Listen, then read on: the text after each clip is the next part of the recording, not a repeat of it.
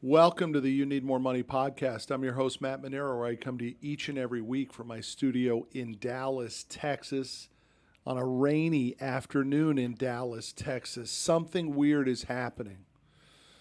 Something weird is happening to me. I'm actually changing.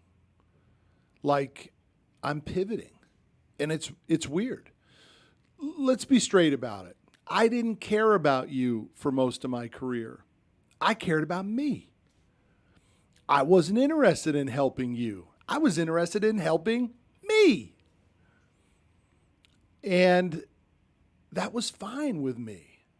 I was totally fine with not being in the game of business to help you and being in the game of business to help me. Now, it wasn't always just me. I was always interested in helping my wife, Rocky, our three boys, my employees, our vendors, our clients. I was always down with that, but I never really looked outside of that network or that circle to help you, a perfect stranger. And then all of a sudden this book comes along, this tragedy in our lives. My brother-in-law, John, dies. I write this book called You Need More Money, and my life begins to change. I actually begin to get this tool, this thing called a book, that begins to help other people, and it's now changing me.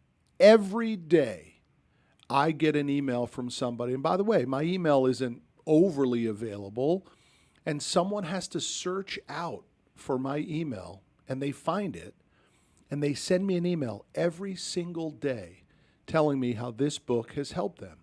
It's helped them get their money mindset right. It's helped them be more protective of their family through insurance, or they just start getting gritty and working hard enough to make up the financial gap that I expose in the book. And I'm going to let you in on a little secret. Even when I started to get those emails randomly in the beginning of when the book came out earlier this year, I didn't do much with them. I just sort of read them. And then they started coming very frequently, every day, to mmanero@cffnationwide.com. And then I started to print them and put them in this folder. And now I have this huge folder of these amazing stories of people who have been affected by the You Need More Money book. I want you to tell me about your experience. What have you done after you read the book? Send me the email, mmanero@cffnationwide.com, and tell me your story. Here's what happens when I get it. I read it, I print it, I put it in my special folder, and when I'm long gone, my boys will find that folder and they'll read it and they'll see that their father had a much larger thumbprint on the universe than just what was I able to do within my family and my company. Because that's a really powerful thing, man, when you can start to change people's lives, assist in the process of changing people's lives. And so the topic of today's podcast is, what is your thumbprint going to be? Literally, are you going to be able to be someone who contributes to the universe greater than what you're currently doing? By the way, I'm not saying you have to. I didn't want to. Some authors say, oh my gosh, this book has lived with me for 10 years and I was finally able to bring it to the surface. It ain't that way with me. I didn't have a book in me that said it must come out. I must write this story. Dude, I didn't even think about it until cancer got my brother-in-law sick. And I saw the tragedy of not being financially prepared and what it does to your heirs, to the people that you leave behind. And even when I was writing the book, I didn't really understand how many people it could affect. I was actually, in all frankness, just writing a book because I had a contract with a publisher to write the book. I didn't even want to write the book. But man, am I glad I did. It's literally changed my life. Look, I'm starting to meet people now who think of me as some sort of like conscious authority. Dude, I was not a conscious authority. I was a capitalist. In it for the money, baby. Get me more money. Let me finance more trucks and trailers and equipment. Let me get paid. Man, this book has changed that. I'm still interested in getting paid, but I'm really interested in helping people because I see it all the time. The more and more and more I speak, the more and more I realize how financially behind people are. Dude, this is an epidemic in America.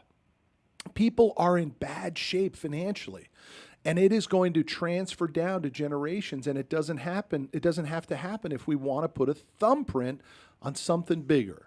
So I'm going to give you 4 tips today on the podcast that can help you craft how you can have a bigger thumbprint on the universe. The first is have a plan. Stop wandering around with your life. Dream more, visualize more, see your potential as greater. What are you literally capable of achieving? And challenge yourself to achieve more than what you already have. Because the only thing we realize when we start to tap into our potential is that we have more potential. Number 2, you got to choose. Do you want to go big or do you want to go small? Because either way, it's totally okay. If you want to take on a cause to change climate change, knock yourself out. Go for it, baby. I'm down with it.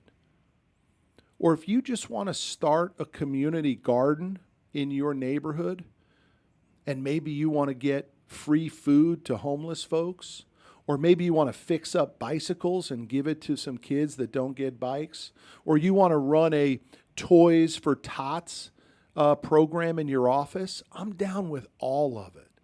But I challenge you to come up with something before this year is out, something that can be your thumbprint. Make it big, make it small, it doesn't matter. But something that makes you out of the ordinary and out of your comfort zone that begins to put a thumbprint greater than what you're currently doing. Number 3, commit to greatness.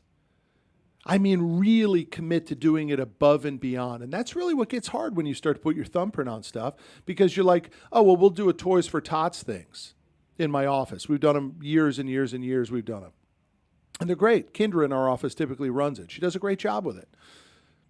But she evolves every time we do it. We do it better and better and better each and every year. We get more people involved. We get more confidence in it. We get more doggone toys and gift cards and cash. And the boxes are more and more and more. Commit to greatness in whatever you do. Don't limp into it.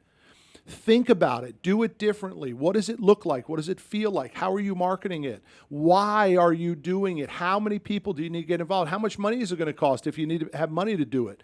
And do it with greatness. And number 4, be consistent about it.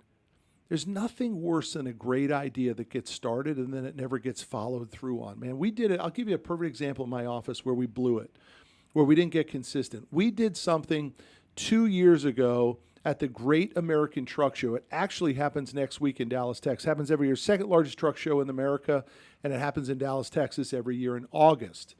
And 2 years ago, we did a thing called Truck Tank. It was so awesome, where we basically we were giving away $5,000 to the winner, and people who were connected to the transportation business could pitch their ideas to us at the Great American Truck Show, just like Shark Tank. And we had it with 4 celebrity judges, and it was awesome. We had 10 finalists. We had hundreds of people submit their applications. We had 10 finalists. They all came to Dallas for the Great American Truck Show. We had this big, huge booth. It was fantastic. We had lights, camera, action, all that sort of stuff. And we gave away a winner. They got $5,000. By the way, the guys that won it were a company called Workhound. It's an app. And these guys were literally sleeping on their couches programming this app. We didn't know it at the time. And that $5,000 gave them like 2 more months worth of operating capital to sleep on their couches and eat peanut butter jelly sandwiches. And by the way, Workhound is doing great. It was the lifeline that they needed to get that business going. And you know what we did? We stopped. We didn't do it the next year or the next year. And we ain't doing it this year. I don't know why we stopped. Maybe because it was a lot of work. But we stopped, and we should have kept doing it. We missed out because we weren't consistent on that. Yes, we could blow the dust off it and do it again. By the way, no one's picked up the torch and run with that idea. We should probably keep doing it. We made a mistake. We weren't consistent. That's tip number 4. Get consistent. Do it over and over and over. Because if you start something at 30 years old and you do it until you're 70, man, you did it 40 times if you do it annually. If you do it monthly, I don't even know what the math is on that. Well, actually, I do. It's 480 times. 12 times 40 is 480. Unbelievable opportunities to create your thumbprint. You Need More Money, the book, is my thumbprint right now.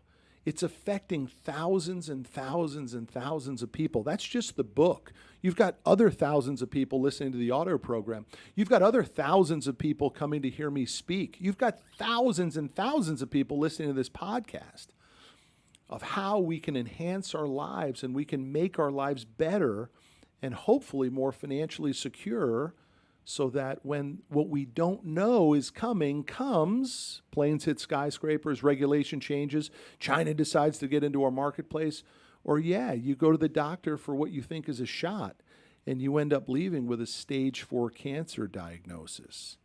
Come on, y'all, let's do better. Let's put a big, fat, juicy thumbprint on our lives, and let's get after it starting today. I'll see y'all down the road.